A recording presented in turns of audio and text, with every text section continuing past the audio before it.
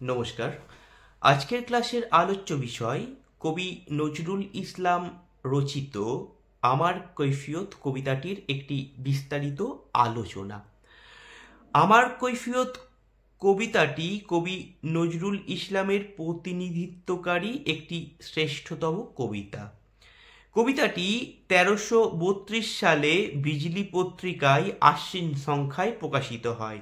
পরে ৮২ পংক্তির এই কবিতাটি সর্বহারা কাব্যগ্রন্থ ১৯২৬ অন্তর্ভুক্ত করে প্রকাশ করা হয়। এই কবিতাটিতে নজরুলের আত্মোপলব্ধির জীবন দর্শন বলে ধরে নেওয়া যেতে পারে। নজরুলের ভাবনা বা চিন্তার প্রতিফলন এই কবিতাটিতে স্পষ্ট বা স্বচ্ছ।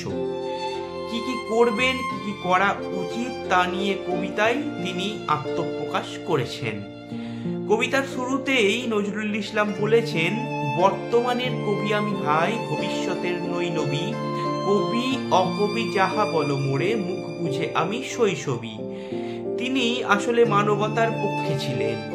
মানুষই তার মূল লক্ষ্য। তিনি কোনো পক্ষপাতিত্ব বা পক্ষের সাথে জড়িত হতে চান না। নিরপেক্ষ দৃষ্টিতে মানবতাকে তিনি প্রকাশ করতে চেয়েছেন সর্বদা। ফলে বিভিন্ন দল, মত, ধর্ম বা বিভিন্ন দলের মতের ধর্মের ভক্তরা তাকে প্রতিপক্ষের লোক বলে বিবেচনা করতে পিছপা হননি। একথা তুলে ধরতে কবি বলেছেন, গোঁড়ারাম ভাবে নাস্তিক আমি, পাতিরাম ভাবে কনফুসি, স্বরাজিরা ভাবে নারাজি, নারাজিরা ভাবে তাহাদের অঙ্কুশী, নর ভাবে আমি বড় নারী ঘেঁষা, নারী ভাবে নারী বিদ্বেষী। তৃতীয় স্তবকে কবিতার বিরুদ্ধবাদীদের স্বরূপ উদ্ঘাটন করতে চেয়েছেন। নিজের মতো করে স্পষ্ট করে পরিষ্কার তিনি জানিয়েছেন, গুরুপন তুই করেছিস শুরু, তলোয়ার দিয়ে দাড়ি চাচা, প্রতি শনিবারই চিঠিতে প্রেয়সী গালি দেন তুমি হাড়ি চাচা, আমি বলি প্রিয়া হাটে হাড়ি ভাঙি, অমনি বন্ধ চিঠি তাড়াতাড়ি, সব ছেড়ে দিয়ে করলাম বিয়ে, হিন্দুরা কন আড়ি চাচা, যবন না আমি কাফের ভাবিয়া, খুঁজি টিকিদারি নারী কাছা। চতুর্থ স্তবকে তিনি মৌলবাদীর চরিত্র তুলে ধরেছেন। কট্টরবাদীদের মনোভাব তাদের মতো হতে হবে, বিরুদ্ধ মতের প্রতি সর্বোচ্চ শাস্তি কামনা করে থাকে। সব দল, ধর্ম, দলের ক্ষেত্রেই এমন লোকের সংখ্যা বেশি। তখন উদারনীতির লোক খুবই কম পাওয়া যেত। সংখ্যাটা দিনে দিনে আরো কমতে থাকছে। মৌলভী যত মৌলভী আর মোল্লারা কোন হাত মেরে, দেবদেবী নাম মুখে আনে, সবে দাও পাজিটার জাত মেরে, ফতোয়া দিলাম কাফের কাজিও, যদিও শহীদ হইতে রাজিও, আমপাড়া পড়া হামবড়া মোড়া, এখনো বেড়ায় ভাত মেরে, হিন্দুরা ভাবে পার্সি শব্দে কবিতা লেখে ও পাত নেড়ে। মানবতাবাদী কবির প্রধান লক্ষ্যই হচ্ছে সমাজের বিরাজমান নানান অসঙ্গতি, অবিচার, নানান অন্যায়, অত্যাচার, বৈষম্যের বিরুদ্ধে প্রতিবাদ করা, মূলে আঘাত করা। কবি নজরুল ক্ষেত্রে শতভাগ সফল। সমাজে ঘাপটি মেরে থাকা অমানুষদের প্রতি ক্ষোভ ও বিক্ষোভ উগড়ে দিয়েছেন তিনি। ব্রিটিশ সরকারের অন্যায় কাজ বা পদক্ষেপের প্রতি রুখে দাঁড়িয়েছেন। এজন্য তাকে জেলেও যেতে হয়েছে। আমার কৈফিয়ত কবিতায় আরো উজ্জ্বল হয়ে উঠলেন কবি। ঝাঁঝালো উচ্চারণ, পরোয়া করি না বাঁচি বা না বাঁচি, যুগের হুজুগ কেটে গেলে, মাথার উপরে জ্বলছেন রবি, রয়েছে সোনার শত ছেলে, প্রার্থনা করো যারা কেড়ে খাই ৩৩ কোটি মুখের গ্রাস, যেন লেখা হয় আমার রক্ত লেখাই তাদের সর্বনাশ। যুগ যুগ থেকে পাতি নেতারাই ক্ষমতার বড়াই করে, সে ধারা এখনো বিদ্যমান। ব্রিটিশ শাসনের সময় বা নজরুলের সময়েও পাতি নেতা বা অনেতাদের দাপট বেশি ছিল। নজরুলের কবিতা থেকেও তা সহজেই বোঝা যায় বা স্পষ্ট হয়ে ওঠে। আমি বলি ওরে কথা শোন খ্যাপা, দিব্যি আছি খোশ হালে, প্রায় হাফ নেতা হয়ে উঠেছি, এবার এ দাও ফসকালে, ফুল নেতা আর হবিনে যে হাই, বক্তৃতা দিয়ে কাঁদিতে সবাই, গুঁড়িয়ে লঙ্কা পকেটেতে বোকা, এই বেলা ঢোকা সেই তালে, নিস্তর ফুটো ঘট্টা হাতটাও ছেয়ে নয় পস্তা বিশেষকালে। ভালো কাজে এগিয়ে আসার লোক খুব কম, কোনো ক্ষেত্রে একাই যেতে হয়, ধাক্কাটা নিজেই শুরু করতে হয়। অন্যের ভরসা করলে লক্ষ্যভ্রষ্ট হওয়ার সম্ভাবনাই বেশি। ভালো কাজের এরকম অবস্থায় রবীন্দ্রনাথের স্পষ্ট উচ্চারণ, যদি তোর ডাক শুনে কেউ না আসে তবে একলা চলো রে। আর এই একলা চলরের মতো নজরুলের উপলব্ধি বা আত্মদর্শন, যদিও ভাষাটা ভিন্ন, রক্ত ঝরাতে পারি না তো একা, তাই লিখে যাই রক্ত লেখা। আমার কৈফিয়ত কবিতায় চিত্র, উপমা ও চিত্রকল্পের ব্যবহার একেবারে কম। তৎসম, তদ্ভব, অর্ধ তৎসম, আরবি, ফার্সি, ইংরাজি শব্দ ব্যবহার বিপুল পরিমাণে দেখা গেছে।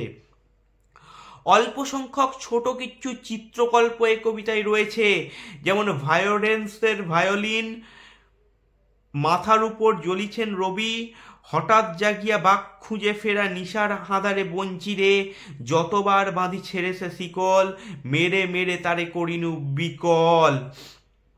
হঠাৎ জাগিয়া বাক খুঁজে ফেরে নেশার হাঁদারে বঞ্চিরে, অথবা স্বরাজ আসিছে চড়ে জুড়ি গাড়ি। চিত্র উপমা সুন্দরভাবে প্রয়োগ করেছেন কবি। যমকের ব্যবহার স্পষ্ট হয়ে উঠেছে।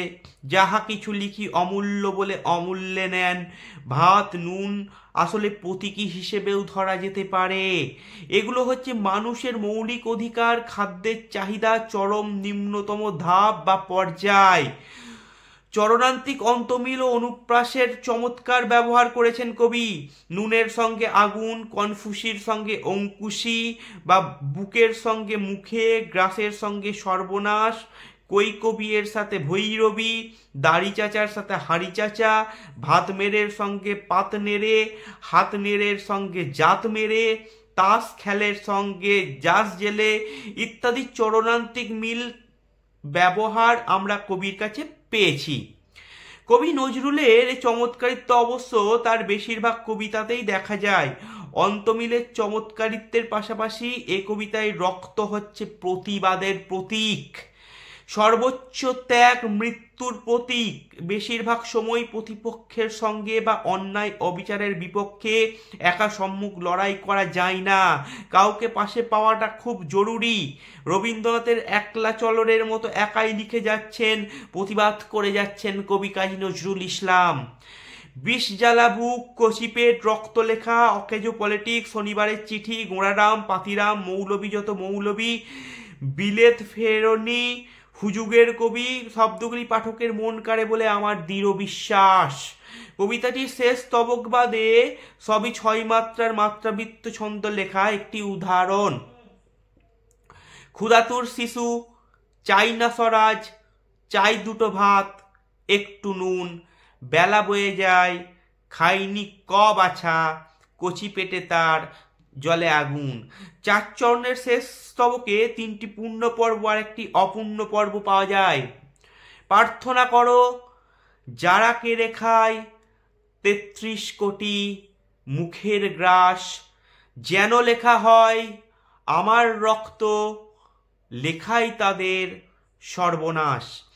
ইংরেজি শব্দের ব্যবহারে হৃদয়কাড়া করেছেন আনকোরা যত নন ভায়োলেন্ট, নন কোর দল নন খুশি, ভায়োলেন্সের ভায়োলিন নাকি আমি বিপ্লবী মন্তুষী, হাফ নেতা ফুল নেতা ইত্যাদি ইংরেজি শব্দের ব্যবহার করেছেন।